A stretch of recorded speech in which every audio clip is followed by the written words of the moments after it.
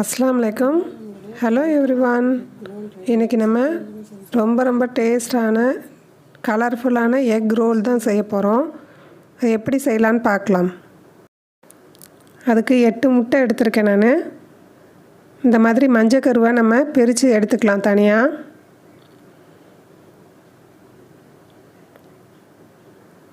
ஒரு பவுலில் 4 முட்டையோட வெள்ளைக்கருவை மட்டும் தனியாக நம்ம சேர்த்துக்கலாம். இந்த மாதிரி மஞ்சள் கருவெல்லாம் தனியாக எடுத்து வச்சுக்கிட்டேன். இது 4 முட்டையோட வெள்ளைக்கருவை தனித்தனியாக வச்சுருக்கேன். ஆரஞ்சு கலருக்காக கேரட்டும் தக்காளியும் நம்ம சேர்க்க போகிறோம் மஞ்சள் கருவோட. அப்புறம் வெங்காயம், பால் ஒரு 3 ஸ்பூனு. ஃபஸ்ட்டு எல்லாத்துக்கும் கொஞ்சம் தேவையான அளவு உப்பு போட்டுக்கலாம். இப்போ நம்ம ஒயிட் கலருக்காக அதில் உப்பு சேர்த்துருக்கோம். ஒரு 3 டேபிள் ஸ்பூன் அளவு பால் சேர்த்துருக்கேன். கொஞ்சம் வெங்காயம் சேர்த்துக்கலாம். இப்போது கேரட்டு தக்காளியும் அடிச்சுட்டு அதில் மஞ்சள் கருவை போட்டு நம்ம இந்த மாதிரி அடித்து எடுத்துக்கலாம். பச்சை மிளகா, கொத்தமல்லி கீரை அதோட தனியாக வச்சுருந்த வெள்ளைக்கருவை சேர்த்து க்ரீன் கலருக்கு இந்த மாதிரி அடித்து எடுத்துக்க வேண்டியதான். இதில் பொடியாக கட் பண்ண கேரட்டு, மல்லித்தலை, கொஞ்சோண்டு வெங்காயம் சேர்த்துக்கிறேன்.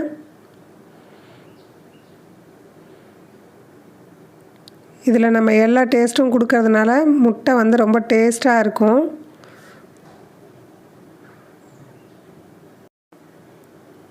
இப்போ இதை நல்லா மிக்ஸ் பண்ணிக்கலாம். மல்லித்தலை, வெங்காயம் எல்லாம் நல்லா மிக்ஸ் ஆகிற மாதிரி நம்ம கலக்கி விட்டுக்கலாம். இப்போ ஒரு கிரில் பேன் வச்சு சூடு பண்ணியிருக்கேன். இதில் எண்ணெய் அப்ளை பண்ணியிருக்கேன்.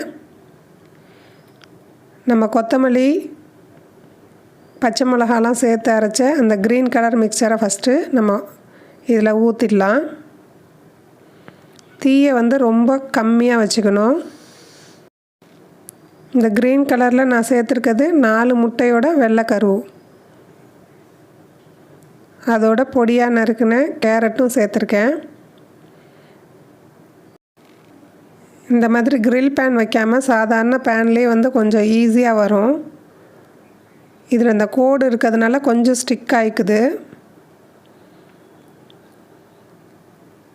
இந்த மாதிரி ரோல் பண்ணி எடுத்துக்கலாம் நம்ம.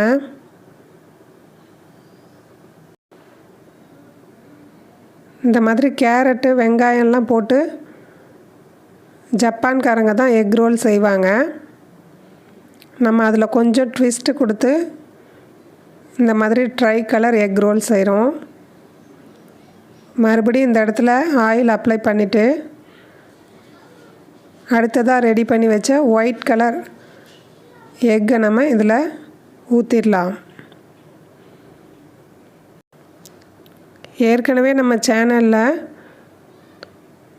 வெங்காயத்தலைலாம் போட்டு ஃப்ளஃபி ஆம்லெட் எப்படி செய்கிறதுங்கிறத அப்லோட் பண்ணியிருக்கேன். அதோட லிங்க்கை டிஸ்கிரிப்ஷனில் கொடுக்குறேன். அதையும் செக் பண்ணி பார்த்துக்கங்க. முட்டையெல்லாம் நம்ம பணியார குழியில் ஊற்றிட்டு முட்டை ஆணம் செய்கிறது எப்படிங்கிறதையும் சேனலில் நம்ம அப்லோட் பண்ணியிருக்கோம். அதையும் டிஸ்கிரிப்ஷனில் கொடுத்துருக்கேன், செக் பண்ணிக்கோங்க. இப்போ நம்ம ரெடி பண்ணி வச்ச முட்டையோட மஞ்சள் கரு, கேரட்லாம் சேர்த்த அந்த கலவையை நம்ம இதில் ஊற்றிட்டு ரோல் பண்ணி எடுத்துக்க வேண்டியதான். இப்போ நம்ம தேவையான சைஸில் இதை கட் பண்ணி எடுத்துக்கலாம். அவ்வளோதான், சுட சுட நம்மளுடைய எக் ரோல் ரெடி ஆகிடுச்சு. இது சும்மாவே சாப்பிட்லாம், அவ்வளோ டேஸ்ட்டாக இருக்கும். இதை நீங்களும் செஞ்சு பார்த்துட்டு எப்படி வந்ததுன்னு ஃபீட்பேக் பண்ணுங்கள். தேங்க்ஸ் ஃபார் வாட்சிங்.